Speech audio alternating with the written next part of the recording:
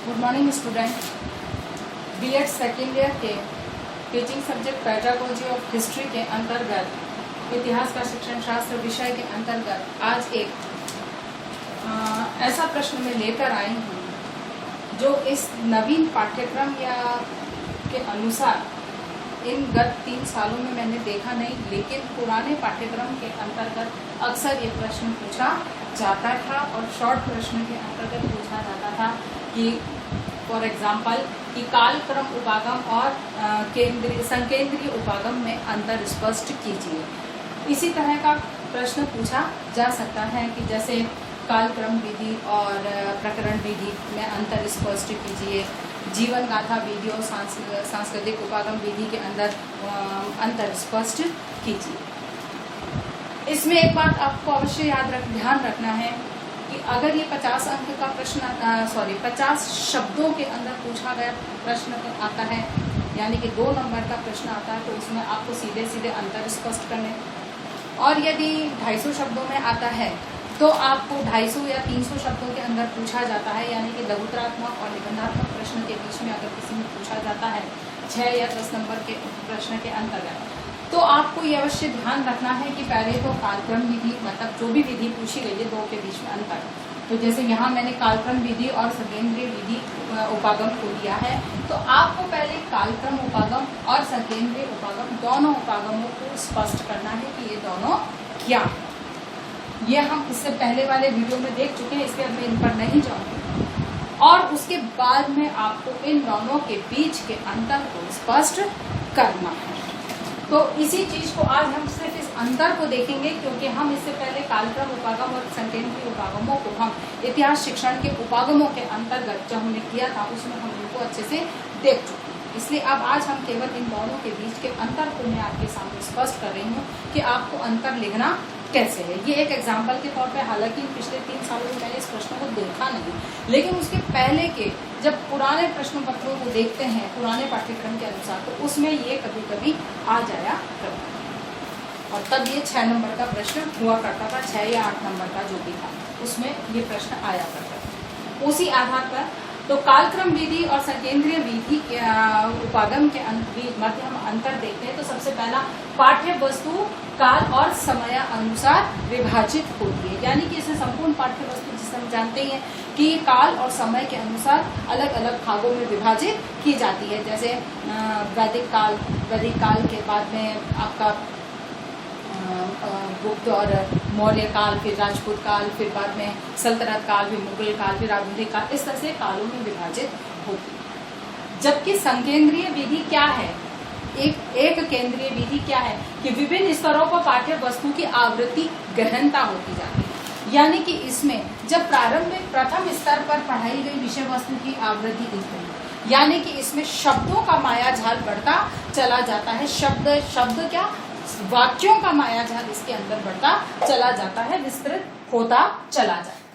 उसके बाद दूसरी स्तर पर आकर और बढ़ जाता है, उसके बाद और बढ़ जाता है। इस तरह से इस विधि में निरंतर रूप से जो इसका क्षेत्र है वो बढ़ता चला जाता है। इसके बाद दूसरा जो है नवीनता व रोचकता, इसमें निरंतर रूप से नवीन ज्ञान सम्मिलित होता रहता है, क्योंकि हर बार हर स्तर पर नया ज्ञान आता है जो कि बालक के लिए रोचक होता है।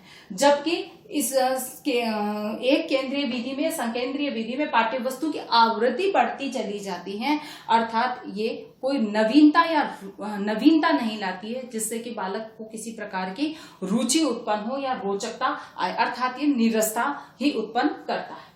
तीसरा जो अंतर है, इनमें पढ़ाई जा चुकी जो विषय वस्तु सामग्री है उसकी पुनरावृत्ति नहीं होती, अर्थात कि जो प्राथमिक स्तर मतलब इसकी पुनरावृत्ति नहीं होती, जिससे कि ये ज्ञान अपूर्ण रह जाता है। क्यों कि जब पुनरावृत्ति नहीं होती, कहा जाता है कि एक बार ड्रिलिंग होना बहुत जरूरी है। अगर ड्रिल नहीं होता है तो बालक उस चीज को भूल जाता है। तो वही स्थिति है कि एक बार जो पढ़ाई जा चुकी है सामग्री, उसका अगर पुनरावृत्ति नहीं होती है, उसकी आवृत्ति नहीं होती है, तो बालक वो ज्ञान उसके लिए अपूर्ण हो जाता है।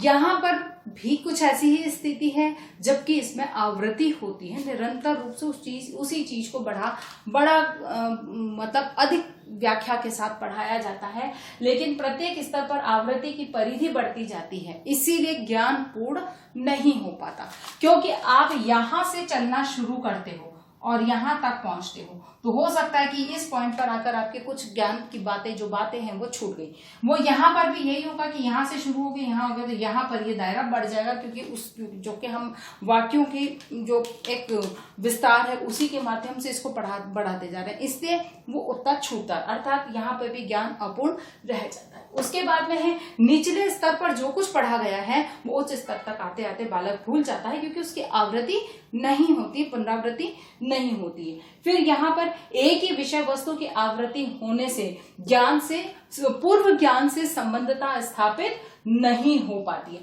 अर्थात कि इसका पूर्व ज्ञान स्थापित नहीं हो पाता है, क्योंकि पूर्व ज्ञान तो है ही नहीं, जो है वही तो बार बार पढ़ रहा है, अर्थात पूर्व ज्ञान कुछ नहीं होने की वजह से इसमें ज्ञान अपूर्ण रहने की या सूचनाओं के अपूर्ण रह जाने की संभावनाएं अधिक बढ़ जाती है।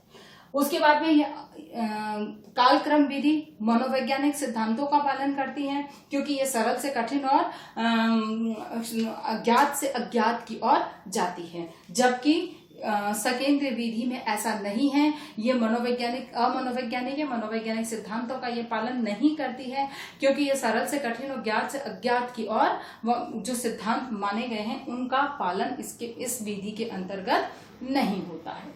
और अंतिम जो है, चूंकि इसमें बालक के सामने हर समय नवीन विषय वस्तु आती है, अतः ये रोचक होती है और बालकों में निरंतर रूप से शिक्षा के लिए उसे उत्साह उसमें बना रहता है। और इसमें ऐसा कुछ नहीं है, क्योंकि वही आवृत्ति बार बार होती है, वही विषय वस्तु बार बार सामने आती है, जो बालक के लिए कि उत्साह विहीन विषय विधि है, जिसमें कि बालक को किसी भी प्रकार की रोचक स्थिति या उसमें किसी प्रकार की उत्साह का निर्माण करने में सक्षम नहीं है। आशा करती हूँ कि आपको ये बात समझ में आई होगी। तो इसी के आधार पर आपको अब ये एक प्रश्न हल करना है कि कालक्रम विधि और संकेंद्रीय विधि के मध्य अंतर कीजिए। और ऐसे ही आपको अन्य जितने भी उपागम हैं उनमें से, जैसे कि कालक्रम विधि और प्रकरण विधि में अंतर कीजिए, आपको इस प्रश्न को भी हल करना है। धन्यवाद।